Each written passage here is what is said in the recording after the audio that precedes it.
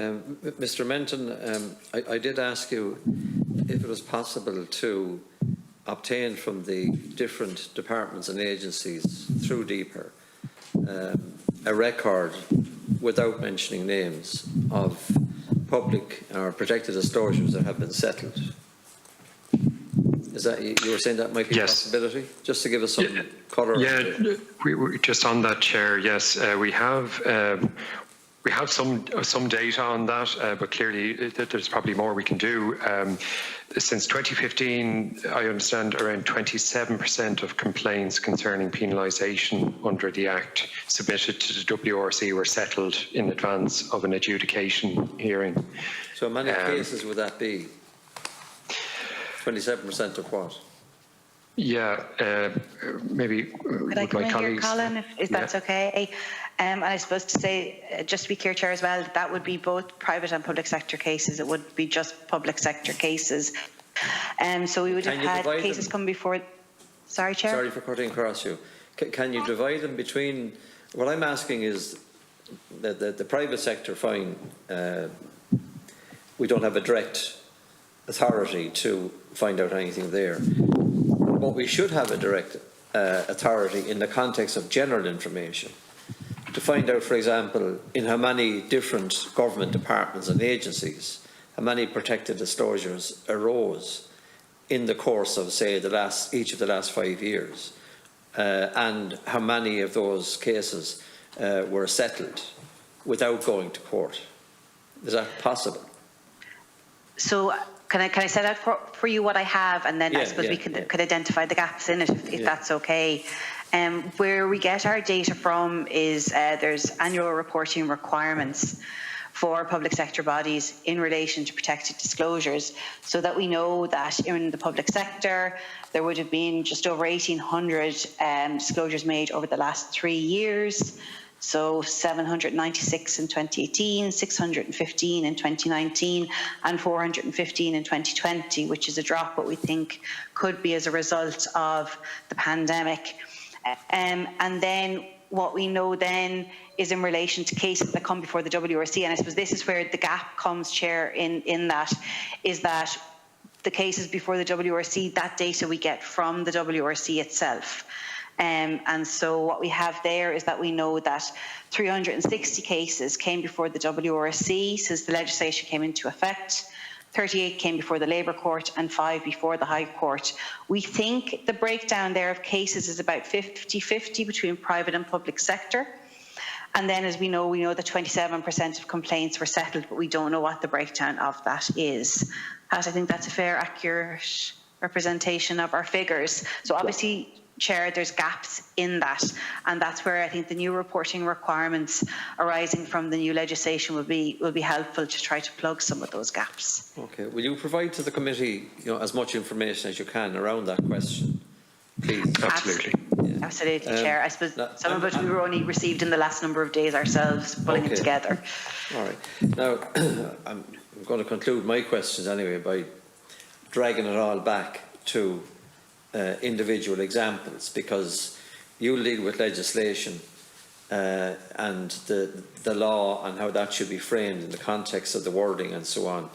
And my end of it is the practicalities for whistleblowers and the experiences that they have. So I'll start by saying that in most cases whistleblowers will tell you, if I had known this was going to happen to me, I'd never have informed my boss, or I'd never have made a protected disclosure. And that in itself is shocking and needs to be corrected. So if I go to the questions again, and then I'll just leave them with you perhaps. And again, these are public names that are known public because they've been before the committees. So Noel McGree, in the answer from Mr. Kane, the award was made, it was never paid. Reports that are outstanding in his case have never been concluded. Only some were given to him before he appeared before the committee the last day. So there's been a dragging of heels, at least, in relation to his case. He told us that he lost his house, he lost everything. and he's the one that blew the whistle and made a significant contribution in what he did and said. So you'll understand why people would want now to be able to make an anonymous protected disclosure. Now, you have to strike the balance between that being those that are, nuisance, mischievous, all of that, and then the ones that stand out. But I would like to see where awards are made that they are actually forced to honour those awards without the whistleblower having to pursue the matter further, because this comes after years and years and years of fighting with whatever the organisation might have been, and I'm talking mainly of the public sector. If you look at more recent times, in terms of the Grace report, and again, go back to Noel McGree, he's out of his job, right? So in the case of Grace, the person that came before the House of the Oireachtas here for assistance is no longer in her job. And again, confidentiality clause, and we can't find out any more about it. And it's the state that did that. It's the state that did it to Noel McGree also.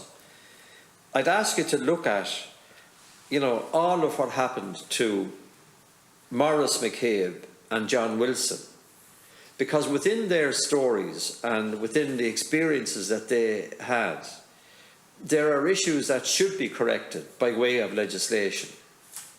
Now, you're best positioned, to look at those and to devise some way or some wording that would correct the difficulties that they had in the course of bringing their case forward and making it easier for others maybe to address cases like that in the future. And likewise, again, another name in public, Shawnee O'Brien, and he made his protected disclosure to the Department of Justice, and indeed in more recent times to the Taoiseach's office. And it's never ever been dealt with. He's never been communicated properly with in terms of what he's had to say. There hasn't been a closure to it. So I don't want you to comment on these cases. I'm just simply highlighting them to determine if there's some way they can be dealt with, or what happened can be dealt with in a different way through legislation. And likewise with, for example, PAC, where a whistleblower was actually outed through correspondence from a legal firm through PAC. And the question there is, if the law was broken, why didn't the House of the Oireachtas, take them to task over it? Rather than leave it to the whistleblower to raise whatever storm that person wanted to raise over being outed, which I think in legislation, it's something that should not be done, as I understand it in the current legislation. But yet it happened, and the place where it happened is where the law was made, and yet the place where it happened, I think, didn't act as they should have acted in the context of the outing of that person. I've mentioned the John Wilson case. I mean, it's just a tragedy what happens to these people. The Women of Honour is another issue within the army, and I've had cases come to me, individuals come to me where they've been sexually abused, sexually abused in the army, and it took years and years and years to get that out, and it damaged a huge number of lives in the process. So we have to find a way within the state there again, to deal with those issues and to make whoever is a line manager or whoever it's reported to deal with it. And that brings me to the point of the Protected Disclosures Office. It's fine in legislation to say that we'll have a Protected Disclosures Office and this is how it should function. But I'd like to see, and perhaps you might give it to the committee, examples from other countries as to how their Protected Disclosure Office functions and how many are employed in it, the type of money it takes to run an office like that, and the general costs and so on. because I think that if that goes through in terms of legislation, there will be, I think, a high number that will come forward to that office, at least in the beginning, until they see, you know, if it's worth its salt or not. And on the private side of it then, in terms of cases that we've had here, you know, we've had Allied Irish banks, the tied agents, and they're just worn out. Some of them have died, and private companies like that, big, you know, in terms of their finance, well capable of dealing with issues like this, are easily able to brush off even an organised group like the EBS tied agents, or indeed the likes of an individual like Tony Lawler, who came before us, or Jonathan Sugarman. And that's a particular issue in relation to the central bank and what they do on the basis of a protected disclosure. They will say, well, we dealt with your protected disclosure, but we can't tell you how we dealt with it in the context of the bank, because that's a matter between us and the bank. And I think that the legislation should allow for the naming of the bank or the individual or whatever it might be to bring a conclusion to it. So it's central bank legislation, but I think that this legislation should overlap that. And finally, I would say in relation to local government and Julie Grace, again, it's a report that was requested, and she went through the various, and it's gone on, she went through the various processes, and it's gone on for years and years and years. And it's not an individual that's stopping, it is the state that is preventing it from being resolved. And she, in that particular instance, as is the case with all of the others, in my opinion, they have brought something positive and truthful to the attention of the state, and yet they're the ones that get penalised. I just can't figure it out. And I know you mentioned culture, and it takes a while to root out that culture. But if we don't start speaking openly, honestly and direct about those that are part of that culture, then it will forever be in place. And that's why, you know, I, for one anyway, am relying heavily on this legislation that's being proposed to change the course of all of that. And I'm not asking you for an answer to those things. I'm just using them as an example for me to explain in layman's terms the experiences of those that have come to me, and those experiences have not ever been good. They've always been terribly negative, terribly divisive, destructive in terms of families and individuals, and that state doesn't speak for me. That's not my state. So that's all I would say to you. And finally, on the political front, I think that, and I hope that this will be the case, that in the passing of this legislation, that there won't be a whip imposed, that the members of this Dáil will be allowed to consider all of the amendments and your proposals in terms, the Minister's proposals in terms of legislation, in a way that's constructive without the divisiveness of a whip. And that's something I'll deal with in the political arena. But I consider this legislation, you know, to be absolutely important for everyone that needs to come forward to obtain that protection, to allow them to tell their story. I'm sorry if I've gone on a bit, but I've just heard too much negativity around this, and I want to see this legislation being right. Any of you can comment if you wish. We're at the end of the meeting, so. Thank you, Chair. I will briefly, and thank you for those thoughts. Just a couple of points.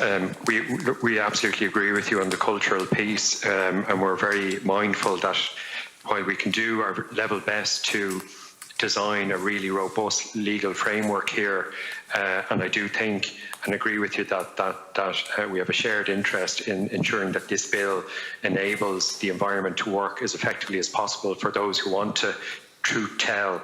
I think that's extremely important, and the legislation should do all it can to support that environment and to ensure that it works effectively for those in those situations. But there is a big cultural dimension to this, and I think that came through very strongly at your own earlier sessions, and it's something we're very mindful of, and we're thinking about, and we know we have to do things in parallel with this legislation in order to try and improve the situation going forward in the light of the learnings we've all taken from some of the very specific instances that you've highlighted. We will, of course, share with the committee anything we can about other jurisdictions and how they've approached this protected disclosure office type model. We have looked at a number of them, as my colleagues have mentioned earlier, and we'd be more than happy to share any and all information that we have to inform the committee's thinking around that. And I might leave it there unless any of my colleagues want to jump in. And just to thank the committee and to thank you, Chair, for your contributions and your thoughts today, which we'll absolutely take away and factor into our ongoing efforts to develop this legislation. Well, my thanks to you, Mr. Menton, and your colleagues for being with us today. I just think these exchanges are very worthwhile. So thanks very much for coming along, and thanks to the members for their contribution also.